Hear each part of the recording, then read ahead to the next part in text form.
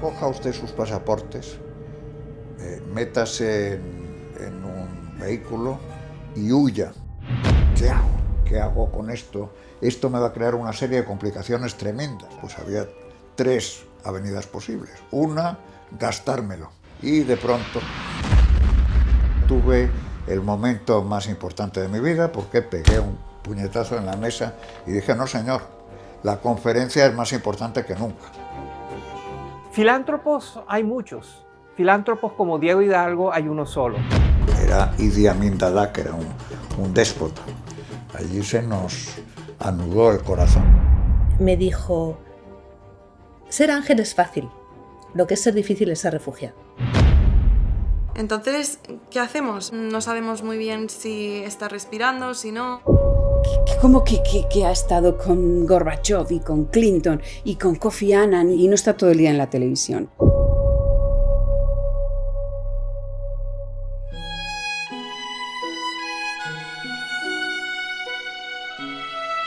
Bueno, yo pienso que no tengo especial mérito, pero que he tenido una vida muy interesante, porque empezó por el matrimonio de mis padres, que era altísimamente improbable. Cómo se iban a casar una judía nacida en Alemania y que había vivido en el París dorado de los años de entreguerra con un extremeño de los Santos de Maimona. Eran una pareja extraordinaria e inusual, empezando por el hecho de que mi padre le llevara 24 años largos a mi madre, pero cada uno tenía una historia tremenda. Mi padre fue una persona muy polifacética, fue primero notario, después jurista, empezó a escribir libros, escribió un libro sobre el papel de un cura rural en el siglo XX, en 1919, y después fue a Rusia, porque dijo que tenía muchísima curiosidad por ver aquel nuevo sistema de vida.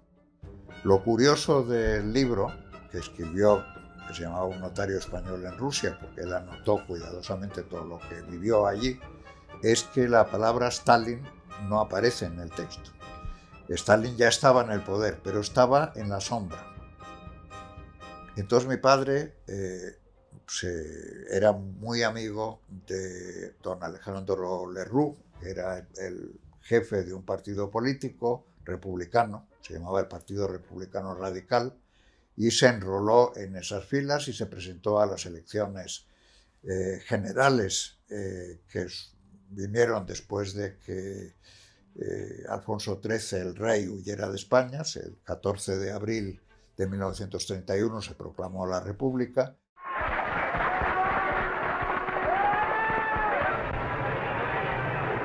Mi padre fue nombrado ministro de la Guerra y tuvo 11 meses, estuvo en el Ministerio de la Guerra y tuvo que enfrentarse a situaciones muy peliagudas. Él derogó una ley de hazaña que había anulado todos los ascensos de militares por méritos de guerra, y entonces Franco, a pesar de que era muy joven, recuperó sus méritos de guerra y fue ascendido por mi padre a general de división. Mi madre nació en 1910, fue muy infeliz en su infancia y adolescencia, y al final ella se enfrentó con sus padres y le dijo a mi abuelo que por favor le dejara dinero para establecerse en París.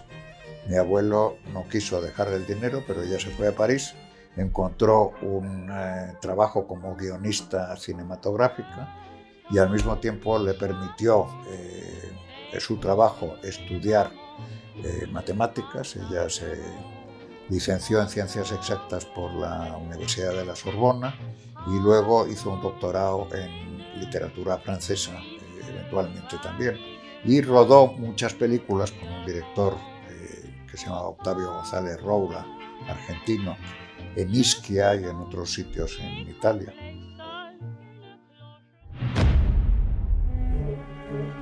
De pronto, pues llegó a Hitler al poder en 1933 y en Berlín estaba mi abuelo, mi abuela, mi abuelo David Schnur, mi abuela Else Schnur y los dos hermanos pequeños de mi madre.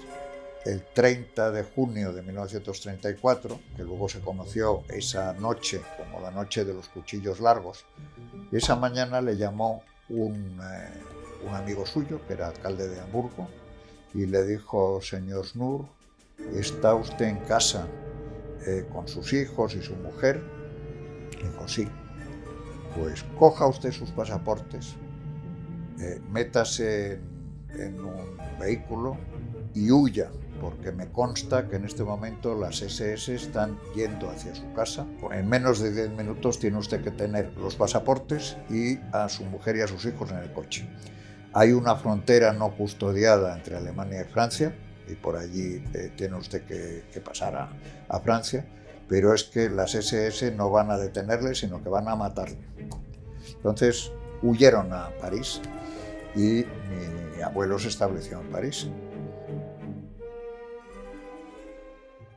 En enero del 35, él reúne a todos los asesores suyos que vienen de diversos países. Hay uno que viene de Marruecos y que se llama un judío, que se llama Samuel Toledano. Y están allí todos y él les dice: bueno, les he reunido a ustedes porque yo tengo muy mal futuro teniendo un pasaporte alemán y siendo judío, y entonces yo quisiera hacerme español. Y entonces Toledano le dijo: yo tengo al hombre que usted busca, que se llama Diego Hidalgo. Acaba de ser ministro de la Guerra, es un gran jurista, es miembro del Tribunal Internacional de La Haya, es diputado a Cortes. Mi abuelo le dijo: Gerda, vamos con Toledano a Madrid, vamos a coger el tren y vamos a ver a este señor Hidalgo. Y entonces, en esta habitación donde estamos, se conocieron mi padre y mi madre. Mi padre tenía 48 años, casi 49, y según mi madre era un señor muy interesante, pero 24 años mayor que ella y luego gordo, que pesaba 96 kilos, y mi abuelo se fue para Francia con habiendo sido asegurado por mi padre que les conseguiría la nacionalidad española, y se estableció una relación de amistad y hasta el punto de que durante el año 35 y 36 estuvieron mandándose cartas. De pronto llega el 18 de julio de 1936 y se pierde todo el contacto entre ellos, porque mi padre estaba en Valencia y resulta que era buscado ya por el Frente Popular para matarle y era buscado todavía más activamente en el territorio franquista. Y total, que mi padre se quedó escondido en Valencia, que era zona republicana. Pasó unas penalidades espantosas, que no vale la pena extenderse, pero pasó 10 meses terribles. Y consiguió que alguien le consiguiera un disfraz de marinero y se escapó de Valencia en un barco argentino.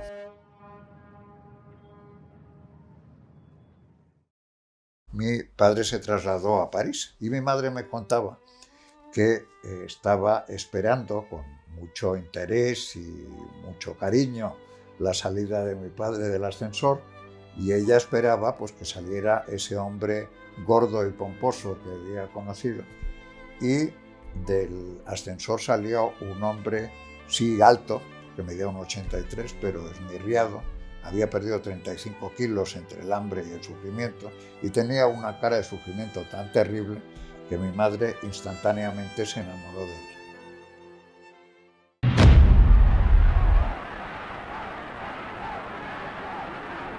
Pues mi padre se encontró en una especie de limbo al acabar la guerra. Y entonces él escribió a Franco, apelando a su contacto de 3 semanas en aquella octubre del 34. Cuando se enteró de que estaba a salvo mi padre, que no lo sabía y tal, dijo: no, usted puede volver cuando quiera. Y mi padre se casó en Tartàs, en las Landas, Mi madre tuvo que firmar un documento comprometiéndose a educar a una eventual prole en la religión católica y fueron admitidos en España.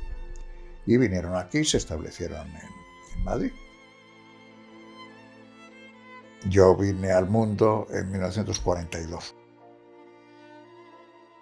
Mi padre era muy gritón, mi padre tenía un genio muy fuerte, era muy germanófobo, muy rígido y muy gritón. Bueno, yo tuve una educación estupenda porque empecé a ir al colegio estudio, que era un colegio muy singular en aquellos tiempos franquistas, que admitía la coeducación y donde se fomentaba ya la democracia interna. Llegué a casa del colegio y dije, mamá, los judíos asesinaron a nuestro Señor Jesucristo. Y entonces mi madre dijo, verás, siéntate aquí en mis rodillas y tal, y yo te explico. Y mira, Dios, nosotros le llamamos Dios, pero los musulmanes le llaman Alá, los judíos le llaman Jehová, otros le llaman Buda, otros le llaman lo que sea y tal, pero es el mismo. Y todas las religiones que te enseñen o que te aleccionen para que tú te portes bien con los demás y que quieras trates a los demás como quisieras que te traten a ti mismo, son perfectamente respetables. Así que todas las religiones realmente son iguales. Y a mí eso me tranquilizó mucho. A pesar de todo, yo sufrí bullying, había allí un foso y de vez en cuando había unos malvados niños que me tiraban al foso y todas estas cosas. La relación empezó cuando éramos muy, muy pequeños, en el jardín de infancia. Y teníamos los dos 6 años, Diego es unos meses más joven que yo, y la vida que hacíamos en el jardín de infancia no la puedo contar porque es demasiado dura para un adulto. Las peleas entre chicos y tal y cual, jugábamos mucho en el jardín, era una guardería que pertenecía a un colegio que se llamaba el Colegio Estudio. Diego, he de decir, era extremadamente popular en el colegio, en la clase. Y fue elegido representante de los estudiantes, porque era un colegio muy democrático, representante de los estudiantes en el consejo de los estudiantes, ¿no? Después hice el servicio militar, como se hacía en todas partes. Había gente que se libraba por enchufes y todas estas cosas.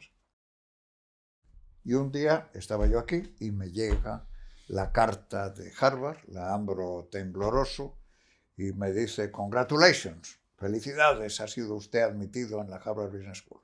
Bueno, yo sabía que le iba a dar un alegrón a mi madre y entonces yo creo que batí los 400 metros lisos de aquí a casa en Alfonso XII y tal para darle la buena noticia.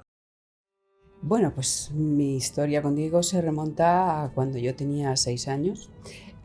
Hay que decir que es familiar mío, era primo de mi padre. Lejano. Cuando yo tenía 6 años, mi padre murió y era mi primera comunión. Nos hicimos una foto y luego a mí me sedujeron aquellos niños, sobre todo la niña, que tenía una carita tan triste, pero una ternura tremenda. Y yo les llevé, antes yo me iba para Harvard University, pero antes de subirme al barco, pues lo saqué varias veces. Y a partir de ahí tuve una relación con mis hermanos y conmigo, que éramos todos, yo tenía 6, 4, 7, mis 3 hermanos y yo, y venía a buscarnos al colegio y nos llevaba a una juguetería y nos soltaba a los 4 en la juguetería y nos decía elegir un regalo. Y todos bloqueados sin poder elegir un regalo porque éramos incapaces.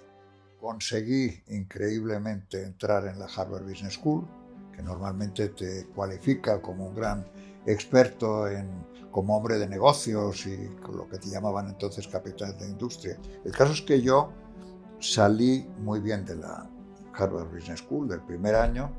El primer año y el segundo año me casé con la madre de mis primeros hijos, Gloria, y vivimos allí pues muy felizmente. Me hicieron una oferta en el Banco Mundial. El Banco Mundial era la institución de desarrollo por excelencia que favorecía el que los países en vías de desarrollo, los países más pobres, salieran de su pobreza, y entonces no lo dudé y fui al Banco Mundial. En julio de 1969, cuando apenas llevaba un año en el banco, tuve una gran desgracia que fue la pérdida de mi madre. Mi padre ya había muerto 8 años antes, en 1961. Mi padre le llevaba 24 años a mi madre. Al morirse mi madre, yo me encontré con la enorme sorpresa de que mi abuelo había dejado un trasto, un fideicomiso para sus nietos, donde sus hijos eran usufructuarios. Cuando yo recibí la herencia se había convertido en una cantidad que me pareció astronómica. Entonces, la primera decisión importante que tuve que hacer fue ¿qué hago? ¿Qué hago con esto? Esto me va a crear una serie de complicaciones tremendas en mi vida. Mi abuelo era alemán, aunque realmente murió en Estados Unidos. Los principales activos de la herencia están en Alemania. Resulta que yo soy español, entonces voy a tener muchas complicaciones. Pues había 3 avenidas posibles. Una, gastármelo en actrices de Hollywood, comprar grandes fincas en Extremadura, comprarme un avión privado, un helicóptero, qué sé yo, comprarme un yate y navegar por el mundo. Eso no me apetecía nada. Además, yo había crecido con gran austeridad y el dinero no me llamaba la atención. La segunda posibilidad era invertirlo. Y entonces, pues convertirme en una de las personas más ricas del mundo si aplicaba con éxito todo lo que yo había aprendido en Harvard 2 años antes. Bueno, pues a lo mejor a los 80 años me hace ilusión tener una caja fuerte o una especie de cámara fuerte que esté llena de monedas de oro y, como el tío Gilito, ir a la cámara y revolcarme en las monedas de oro. Tampoco me apetecía. Entonces, bueno, yo hice una reflexión sobre qué es lo que da felicidad en la vida. Y yo pienso, y siempre he pensado, que lo que da felicidad es hacer felices a los demás. Eso te da una satisfacción enorme. Y entonces ahí tuve esa reflexión de decir, voy a usar el dinero de la mejor manera posible. ¿Qué puedo hacer? Pues en aquel tiempo de la Guerra Fría, era 1969, 1970, había 2 grandes potencias, lo único que se podía hacer era paliar la pobreza. Tuve la enorme suerte de que en el banco me destinaron a África. Yo dije, África es el sitio ideal. Y entonces decidí al final hacer una institución que premiara las condiciones que tenía África, que premiara pues una artesanía floreciente que tenía, pero que no tenía mercado. Esta institución que yo llamé FRIDA. FRIDA era el acrónimo de Fund for Research and Investment for the Development of Africa. Durante hasta mis 20 años más o menos, no tuve relación con él, no lo volví a ver, pero él nos escribía postales. Muchas a la familia, a mi madre y a mis hermanos, pero muchas a mí sola. Eso para mí era un triunfo, una chulería, porque solo me escribía a mí. ¿Por qué? Pues no sé. Él ya de mayor me decía que yo le daba cierta ternura a esa niña sin padre, etc. Pasaron 40 años en los que nos vimos 8 o 10 veces. Ella, a partir de 1982, tuvo un novio, los vi, vinieron a mi boda con mi anterior mujer, Melania, en 1990, pero luego yo no los vi. Bueno, pues el caso es que yo en 1974, con apenas 31 años, me encontré en una posición absolutamente privilegiada. Gracias a esa posición, yo empecé a tener contacto con todos los jefes de Estado africanos y con todos los ministros relevantes, y yo tenía mi proyecto de FRIDA. Entonces en Uganda estaba otro peligrosísimo dictador terrible, Idi Amin Dada, que era un déspota.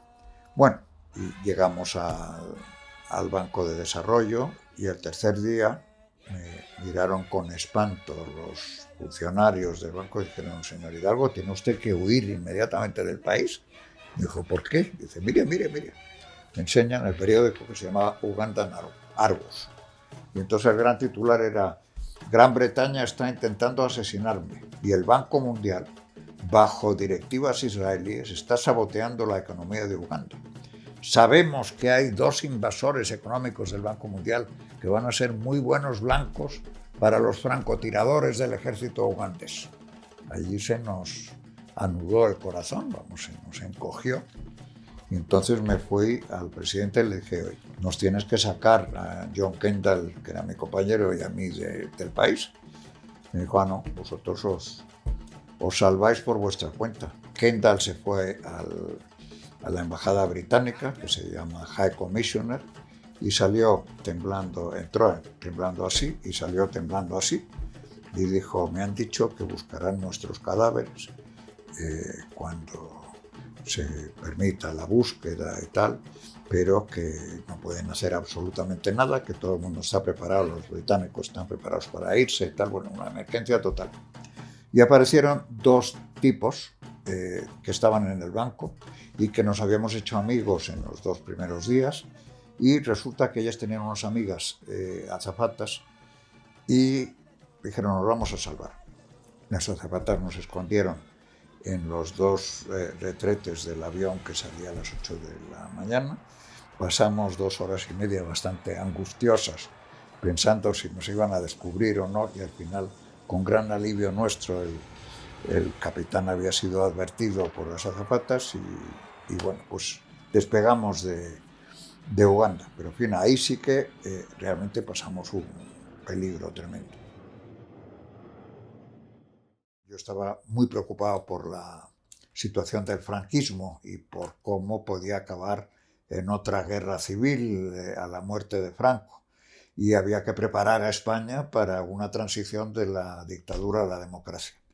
Yo tenía el privilegio de una amistad de mis padres con el hijo de Ortega y Gasset, ya la había tenido mi padre con José Ortega y Gasset, y el hijo, que es una persona muy minusvalorada en la historia de España, pero que creo que fue clave en la segunda mitad del siglo XX, no solo había creado una editorial que se llamaba Alianza Editorial, no solo había resucitado la Revista de Occidente, que era otra editorial creada por su padre, sino que además tenía el proyecto de hacer un diario independiente de la mañana, que fuera totalmente ajeno a intereses económicos, que fuera de centro, izquierda, digamos, y que pues, fuera capaz de preparar la transición de la dictadura a la democracia. Y entonces ahí yo hablé con él y tal, y me uní a su proyecto. También hubo una quiebra casi inminente de Alianza Editorial, y entonces pues puse recursos para salvar a Alianza Editorial. Y al final, en el 83, pues cuando yo dejé Frida, porque ya no podía, estaba entonces con muletas por mis problemas de caderas y las malarias, pues volví a España y a ser presidente de Alianza Editorial. Entonces voy a la inauguración de la Feria del Libro, me dicen, a ver si puedes mantener un poco de conversación con el rey, porque así vendrá la televisión, nos sacarán las casetas de Alianza y Revista de Occidente y nos harán un poco de propaganda. Y de pronto tira de mí, me abraza y me dice, sin vergüenza, 22 años sin verte.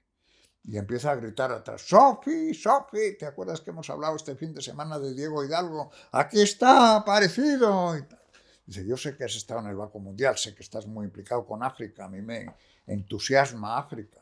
Tenemos que vernos para ver si podemos hacer algo juntos, etcétera, etcétera. Y charlábamos de vez en cuando. Y una vez pues me dijo no me acuerdo exactamente, tal, pero me dijo una cosa que me pareció muy absurda. Y yo le dije, oye, no se te ocurra decir eso en público cuando haya alguien y tal, porque van a pensar que eres tonto. Dijo, me estás insultando. Y yo dije, no, yo no te quiero insultar, ni mucho menos y tal, lo que quiero es decirte, oye, prevenirte de que no digas tonterías y tal.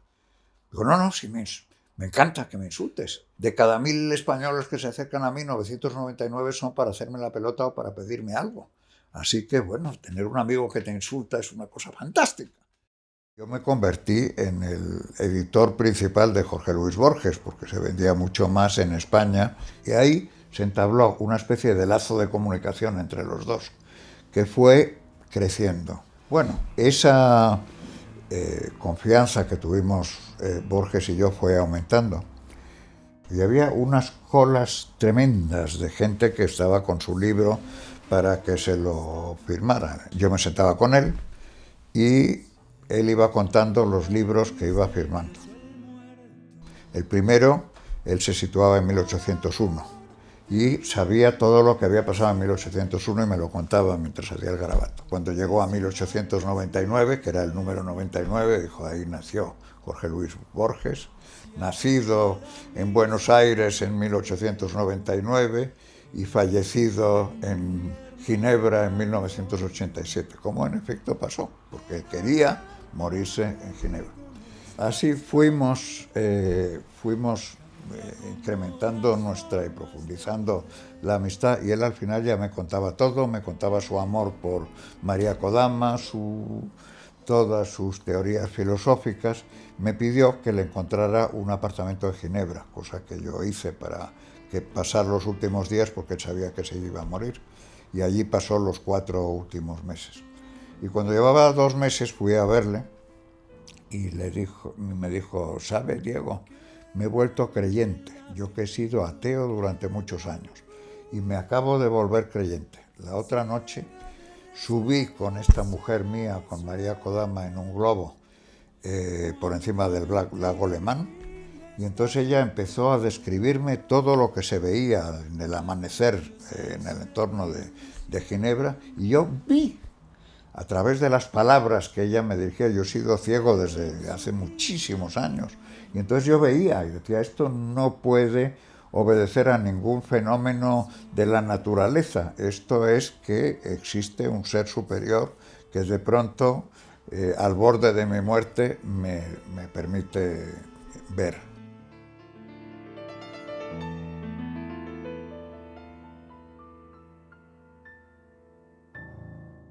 El mundo había cambiado radicalmente con la caída del muro de Berlín y con la desintegración de la Unión Soviética.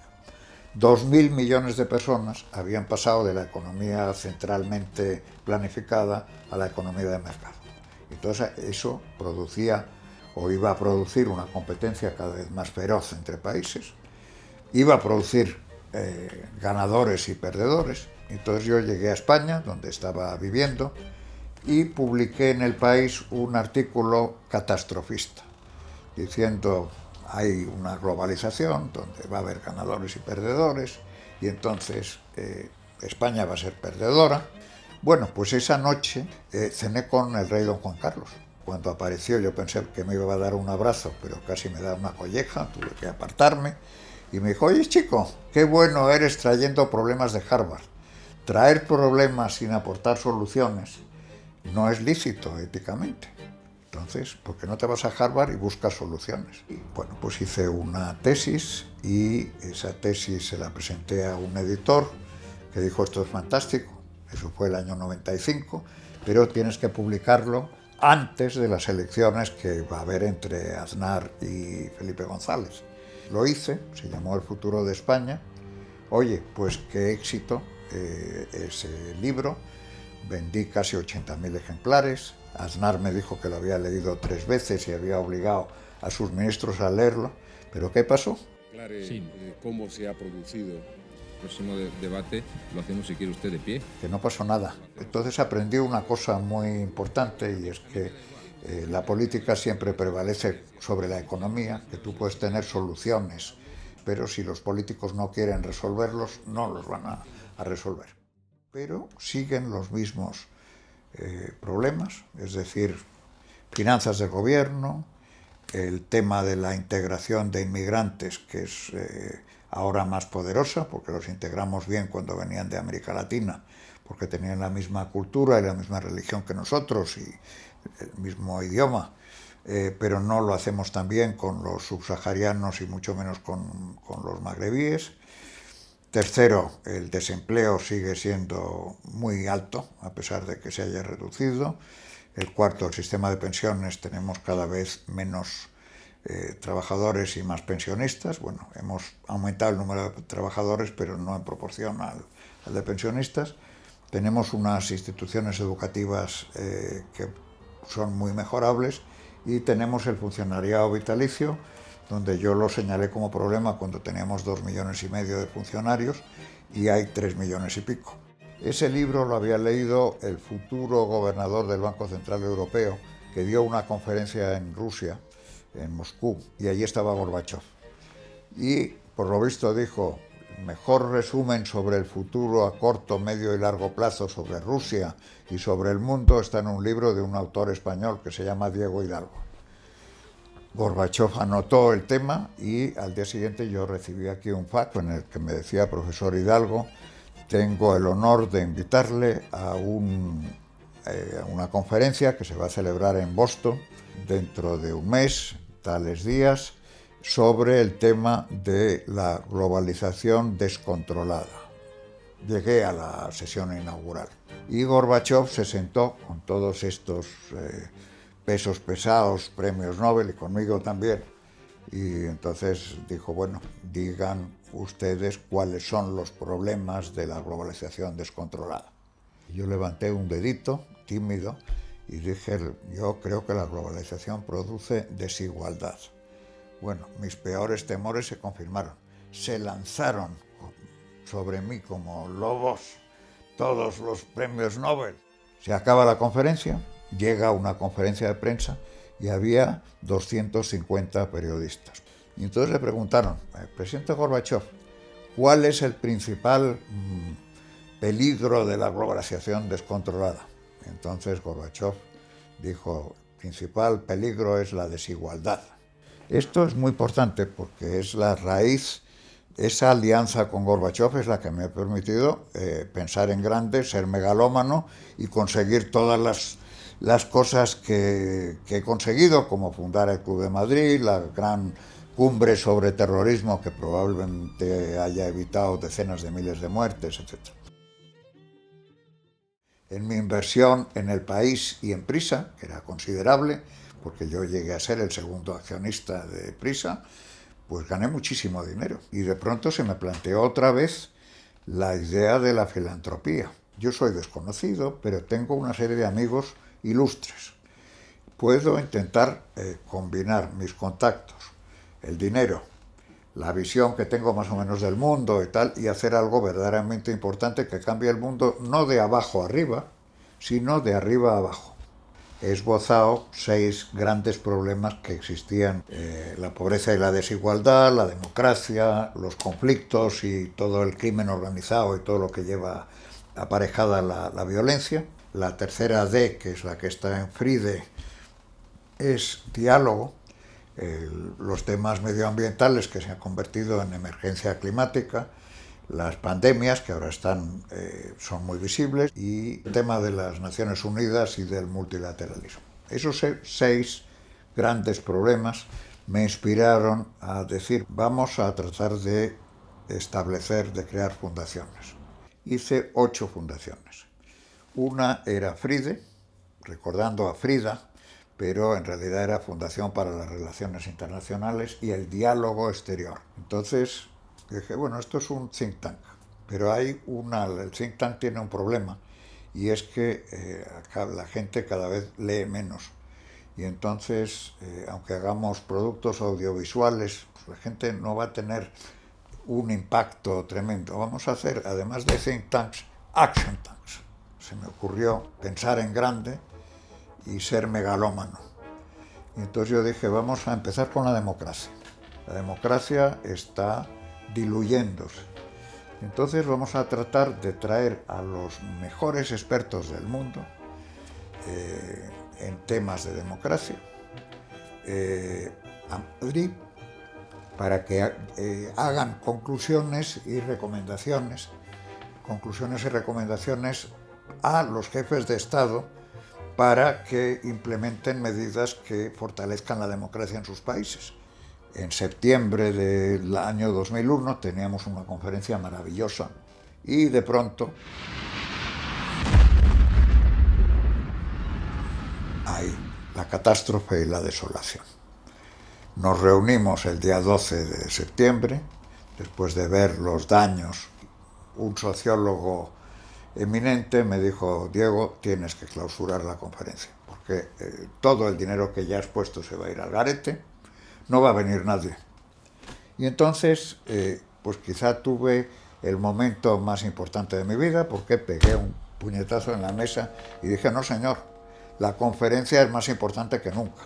Milagrosamente, la conferencia se celebró, produjo una especie de manual o Biblia para todos los países que estaban en transición, y la conferencia fue tal éxito que vinieron, al final hubo 30 y tantos jefes de Estado y de Gobierno, vinieron todos los expertos y hubo una serie de recomendaciones prácticas, y al final, en la sesión de clausura, en la que asistieron los reyes, don Juan Carlos y doña Sofía, hubo varios jefes de Estado que dijeron: esta conferencia ha sido tan magnífica que no puede morir aquí como una conferencia.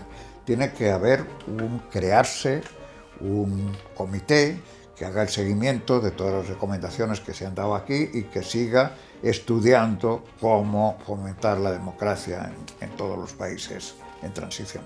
Por aclamación se decidió que ese comité se llamara Club de Madrid, que Gorbachov y yo estuviéramos encargados de que aquello fuera una entidad viable y floreciente. Claro, Gorbachov no estaba ya para eso, ni en edad ni en distancia. Y entonces esa fue la segunda gran institución creada, que fue el Club de Madrid, con 117 ex jefes de Estado y de Gobierno que son los miembros de esa Asamblea General, y por lo tanto es un organismo que puede actuar como Senado Mundial.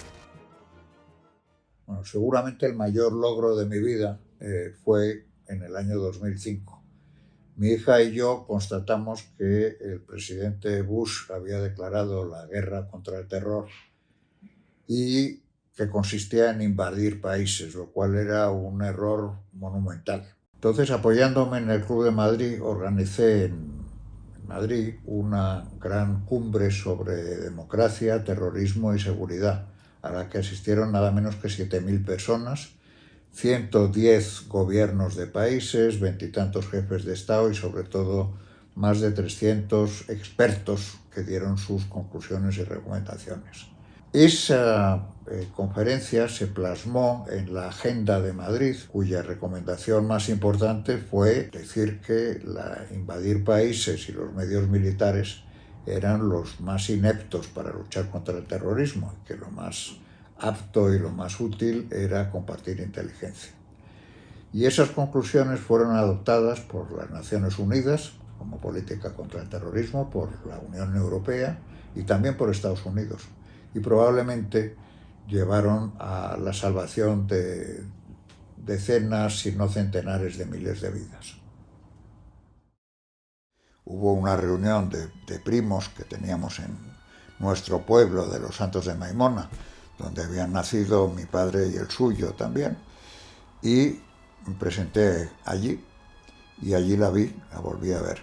Y entonces yo me quedé con esta prima mía y aparece a mi lado. Y me dice: ¿cómo te va la vida?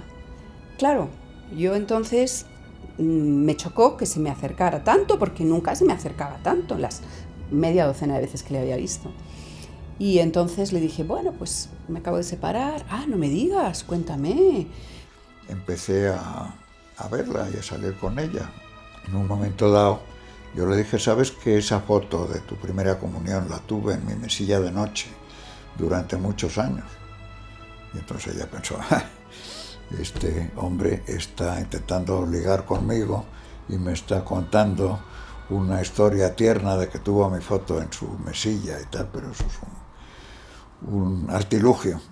Yo llegué al despacho y le dije a mi compañera de despacho: pues he ido a comer con mi tío y fíjate que yo no sé si me está tirando los tejos o es que es él así. No pillaba yo a Diego, ¿no?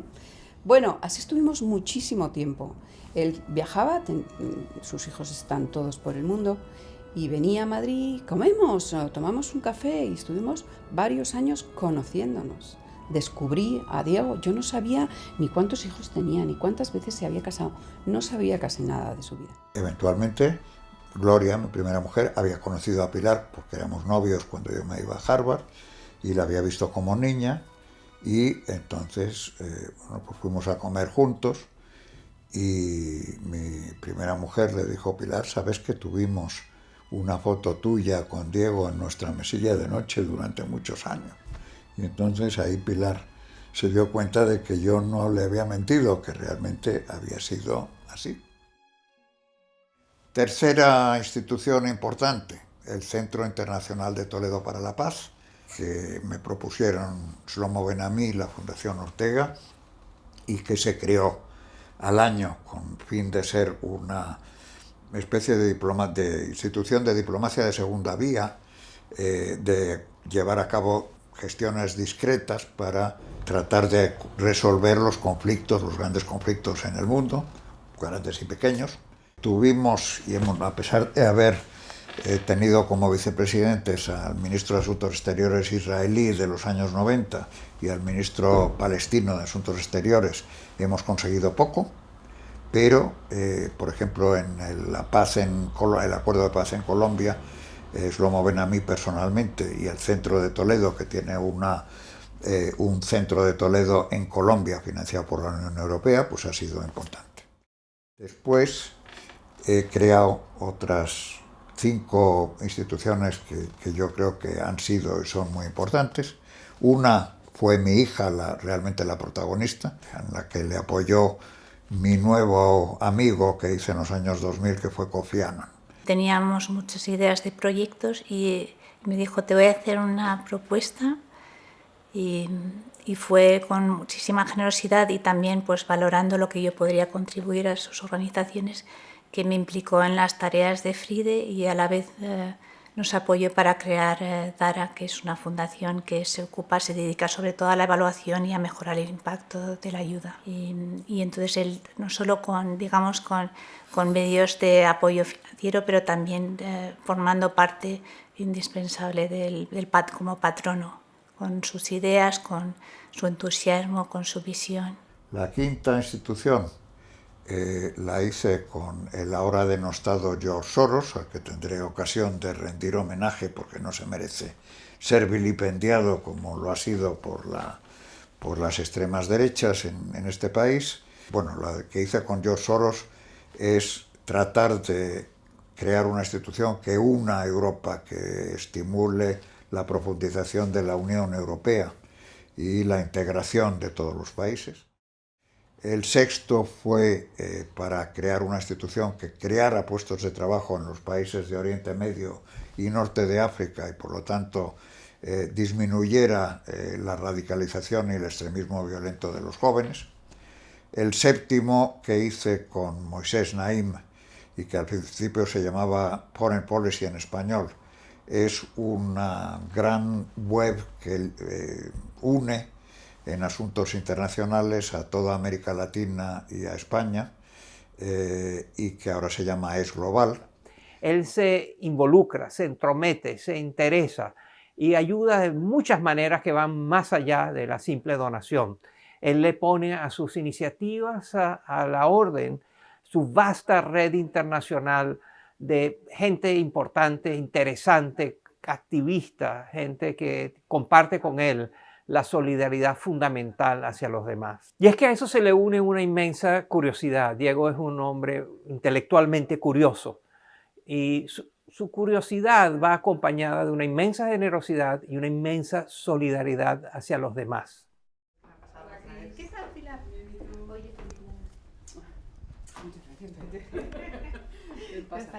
tengo una tarea fundamental todos los días, que es dirigir Es Global, que es una publicación que nace del think tank que él creó, lo primero que él creó en esta segunda etapa filantrópica, que es FRIDE, pero a partir de ahí pues es apoyarle y sustituirle.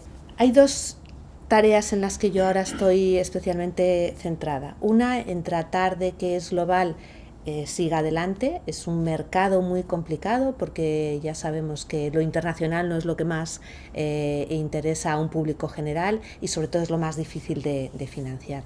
Pero la otra es tratar de no solo mantener sino impulsar el legado que Diego ha desarrollado. Es tratar de que esa idea de que en España y desde España, pero no solo para España, haya esa capacidad de pensar en el mundo de otra manera, siga adelante y siga teniendo ramificaciones. Esa es la segunda pata. Y la octava, que es distinta de las anteriores, se dirigía a un problema de despoblación. El pueblo de mi padre se llamaba Los Santos de Maimona. Hice una fundación allí, también mirando el largo plazo, y que ha conseguido movilizar al pueblo, de manera que ese pueblo de 5.800 habitantes ahora está casi en los 9.000, se han creado 70, 80 empresas o autónomos que se han puesto en práctica, se ha convertido en un centro de una ciudad de la ciencia y la innovación, porque hemos conseguido grandes logros en temas de tecnología, y es un ejemplo. Nos han dado premios de la mejor institución cívica de Europa y toda una serie de cosas. Mi historia sentimental ha sido movida por decir algún término,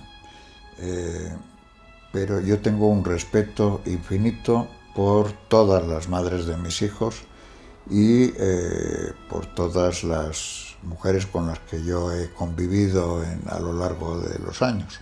Yo realmente a quien le doy valor en esta historia familiar es a los hijos.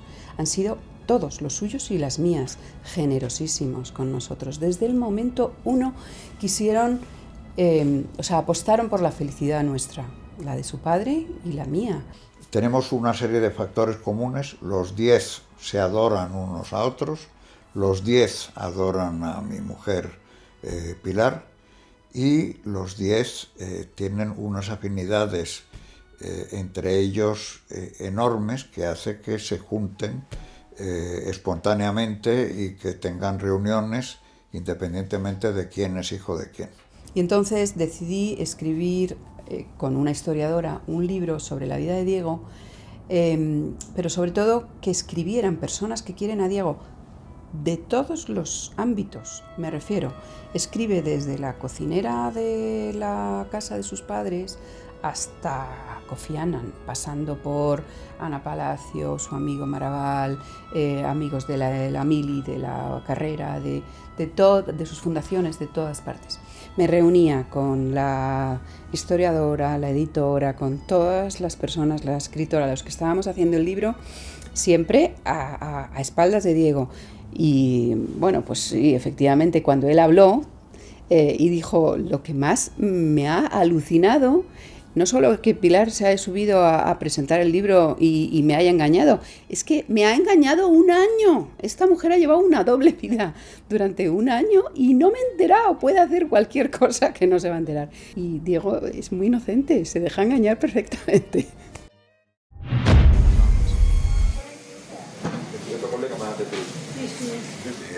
Yo en 1995, en mi libro El futuro de España, había previsto, y lo había anunciado, que habría en algún momento la posibilidad catastrófica más probable era una pandemia de un virus que fuera desconocido y que no tuviera ni tratamiento eficaz ni vacuna. Y mira por dónde, no solo ha ocurrido, sino que yo he sido una víctima, pero al final una víctima afortunada.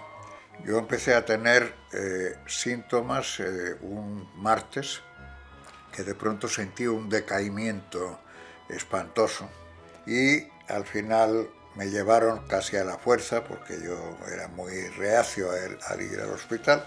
De vez en cuando entraban seres extraterrestres completamente cubiertos con mascarillas y toda clase. Yo no podía distinguir si eran mujeres o hombres que me hablaban. las confundía unas a otras, pero estaba totalmente aislado. Tuve pensamientos seriamente lúgubres, de decir voy a salir vertical o voy a salir horizontal de aquí. Y al final, pues la verdad es que adelgacé 12 kilos, pero con esos 12 kilos de menos, cuando comprobaron 3 días que no tenía fiebre, me dijeron te damos el alta. Supongo que el síndrome del prisionero, es decir, que cuando yo salí, de pronto la luz era más luminosa, los colores eran más vívidos, la comida era maravillosa, tenía un hambre terrible, había perdido los 12 kilos.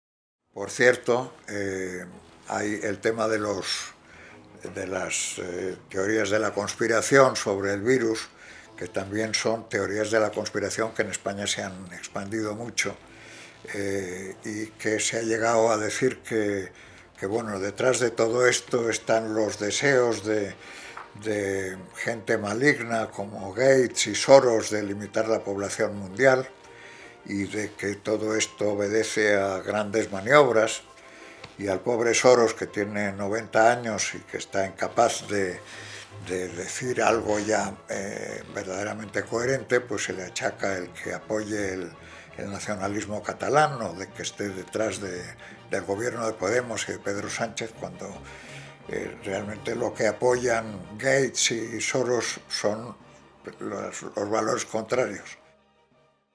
Pues le ha financiado unas becas en los colegios del Mundo Unido a 2 jóvenes sirios, a una chica y a un chico, de una familia que llegó como refugiada aquí a España y que no tenía medios. Y bueno, pues ellos habían conseguido la beca, pero no tenían la forma de llegar a los países que les habían asignado. Y Diego se enteró y dijo, pues yo os lo financio. En algún momento salió la frase esta, es que Diego ha sido mi ángel o una cosa así, ¿no? Yo le dije a Diego, ¿cómo sabe que has sido su ángel, ¿no? Y cómo en la vida de repente te aparecen personas así.